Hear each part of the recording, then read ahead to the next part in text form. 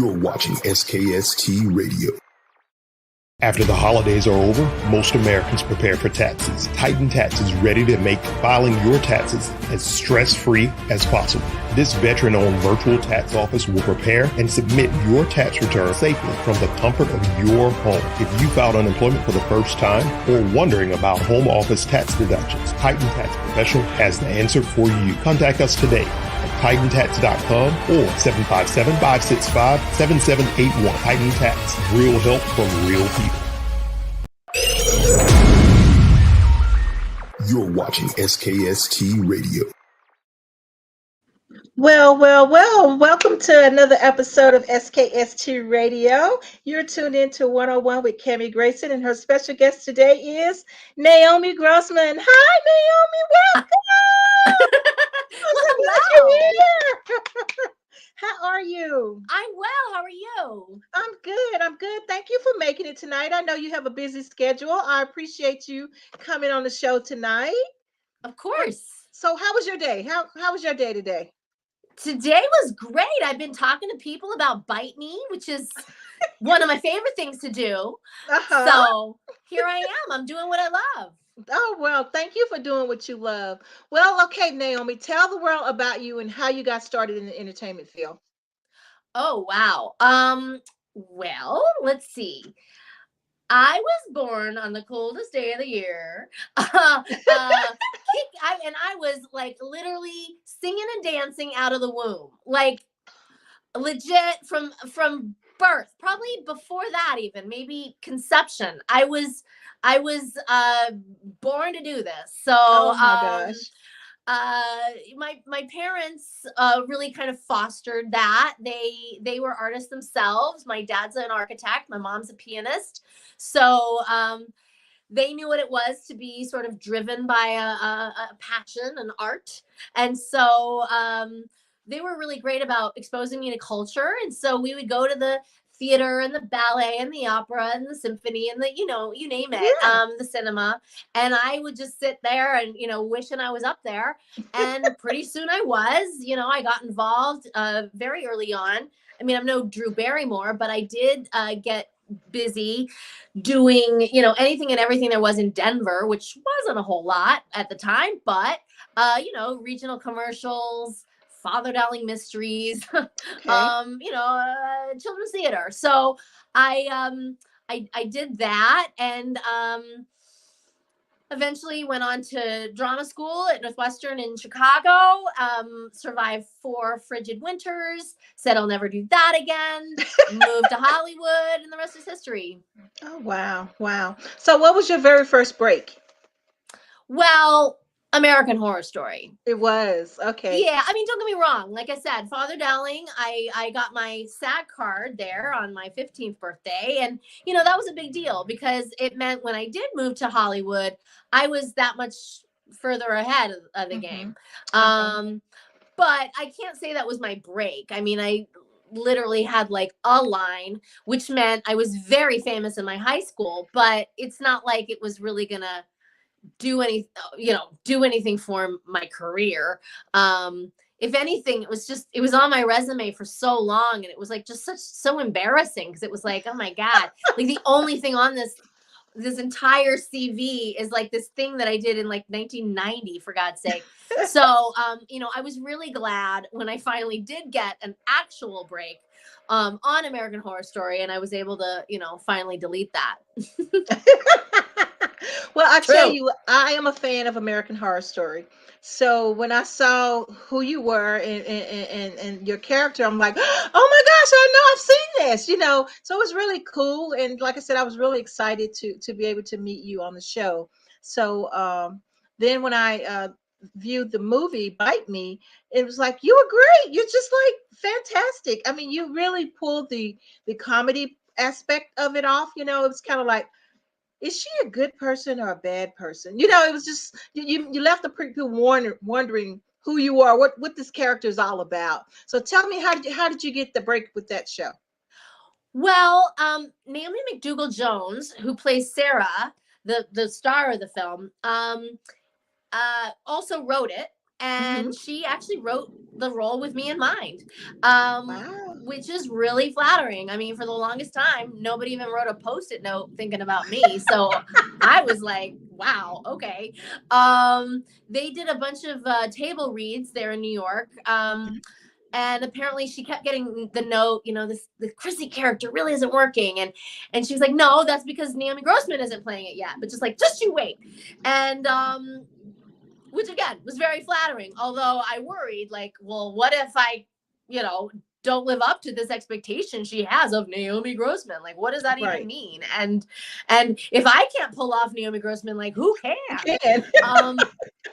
But yeah, so that's kind of how it came about. There's Naomi and I have a mutual friend, Natalia Fedner, who's a very accomplished clothing designer who actually designed my dress in the Vampire Ball. Okay. But anyway, so I think Naomi knew she could get me. She was like, I just got to get Natalia to, make the intro. And sure enough, she did. Wow. So I actually interviewed Naomi a couple of weeks ago, and she was awesome. I mean, I really enjoyed her spirit, and pulling from her, it was like you guys all gelled. You guys were just a great team. And so I thought that was very interesting. So when they were casting, did you feel the same way after being cast for the part? Oh, yeah. Well, I was very much an outsider in that I was one of the few people that had been brought in from Los Angeles. Most of them were all New Yorkers and had been living with this script and, each other for a while. And here I just flew in, the day before I'm to shoot. So, I didn't get the luxury of really getting to, know each other, know them as well as I would have liked to. But, at the same time, I think it suited the character. Chrissy's kind of goes to her own drum, and she's like her own person anyway, so I think it worked. Okay, good. So but yes, it was a lovely group. Really, like just super supportive, nurturing. Every department head was a woman, which I love that, because the roles that you don't normally see women in were performed by women, like cinematographer. Una Lee, who did the cinematography, literally would roll up on a skateboard. She was the camera was bigger than her. Like, she didn't look, but it was really inspiring. And and I just love that because Naomi McDougall Jones is a devout feminist, and she really puts her money where her mouth is. She wrote a book called The Wrong Kind of Women, all about women's exclusion in Hollywood, or in the film industry anyway. And and she wasn't going to be a part of that. She is the change she wants to see in this world. And so sure enough, when it was her time to hire some production heads, she made them female, and I appreciate that. That's great. That's great. So what's next for you after this movie? The movie, when was it? 2 weeks now? The movie's been out? Yeah, it came out 2 weeks ago. Well, it's funny, we shot it in 2017. I can always tell by the length of my hair. Like that's how I tell time. But this is clearly post-COVID or mid-COVID.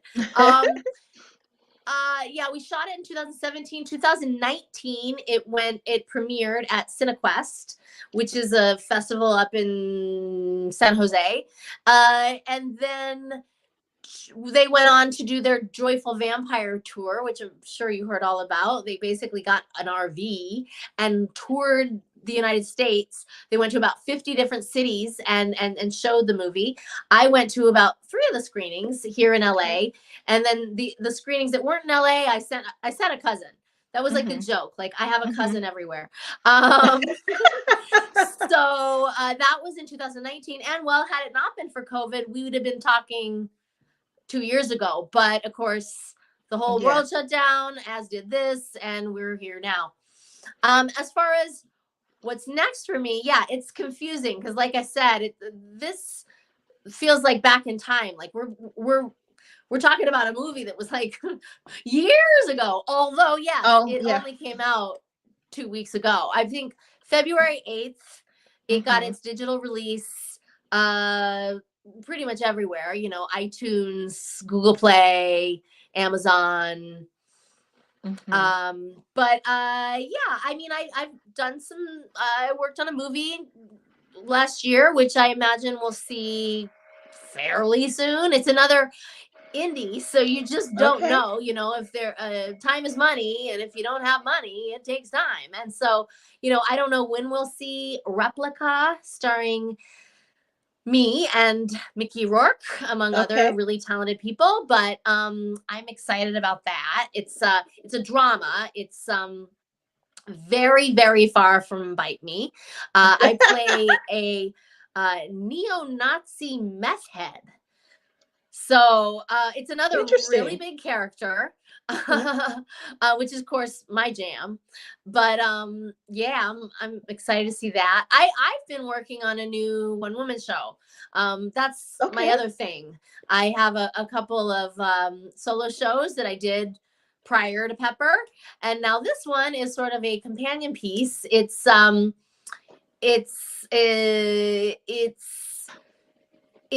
fan-friendly anthology series of autobiographical tales of self-compromise, aptly titled American Horror Story. So, yeah, fans are gonna dig it. It's pre-Pepper, post-Pepper, as Pepper. It's fun. I mean, listen, I go to these Comic-Cons. I see fans just eating up, you know, whatever non-scripted stories we have to tell, and believe me, they are going to love the curated scripted ones. Oh, I love it. I love it. So what inspires you to what inspires me in life? Well, I'm reticent to say myself because that sounds gross, but I'm not, there's a bit of truth to it. You know, I'm one of those people who really chases the story. Like I've definitely found myself in a million situations where I'm like, okay, I could go right and go sort of the predictable, cautious, careful, prudent way, or I could turn left and see where this story goes. And that is me. I live an interesting life. I got a million stories, and yeah, I kind of chase. I mean, there's a reason I'm single. I have legit been out on a date and known very well that this was an absolute disaster waiting to happen, and I was there for it. I wanted to see how it ended.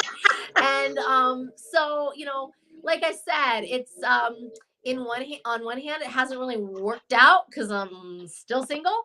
But the other part of me is no, you know what? That's who I am. I'm a raconteur, and I love a good story. And so yeah, I'm kind of a Taylor Swift of comedy, to be fair. I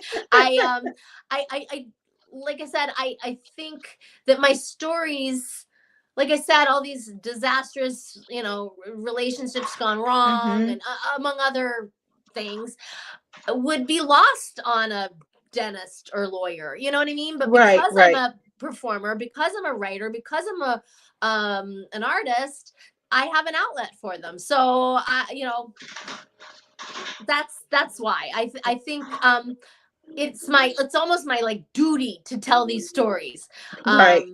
So yeah, I'm my own muse. So do you have a big support system within your family and friends? Yes.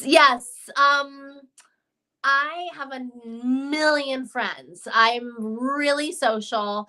I'm kind of the hub.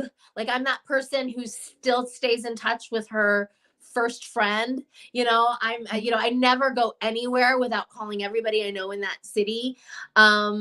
I throw birthday parties even mid-pandemic. Like I am all about the super spreader, and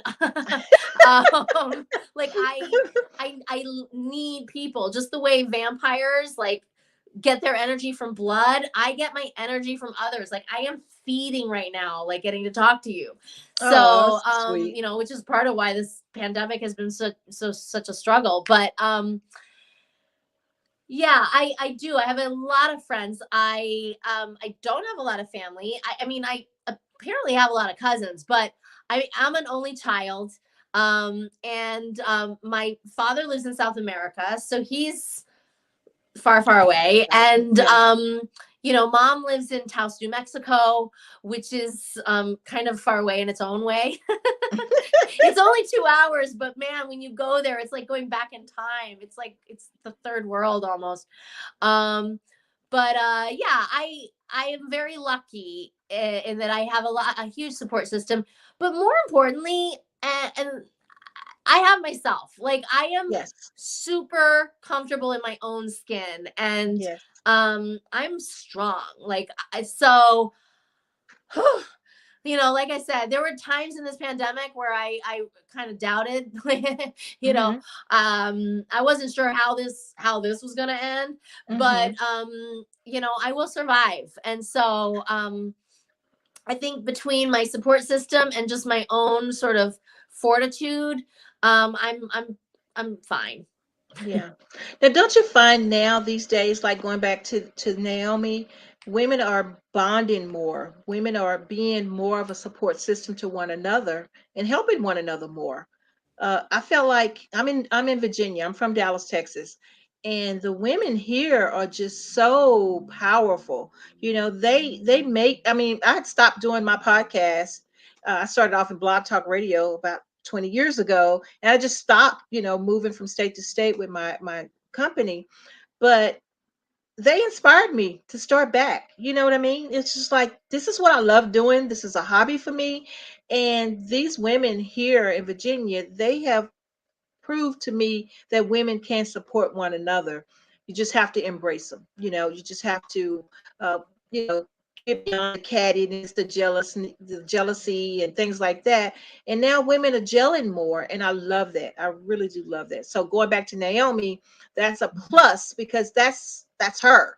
She's all about, like you said, she's all about helping other women, and I just think that's great. I think that's really, really good.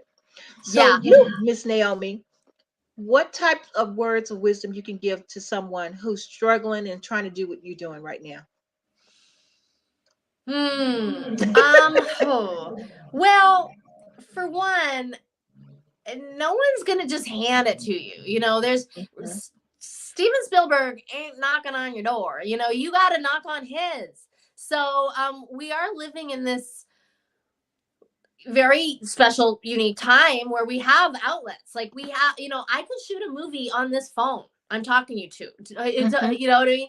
Like Mhm. so, there's a million outlets. We're not beholden to, you know, being discovered or whatever. Like you can discover yourself, like create your own content, like get it out there. Mhm. And so I think, you know, that's really lucky.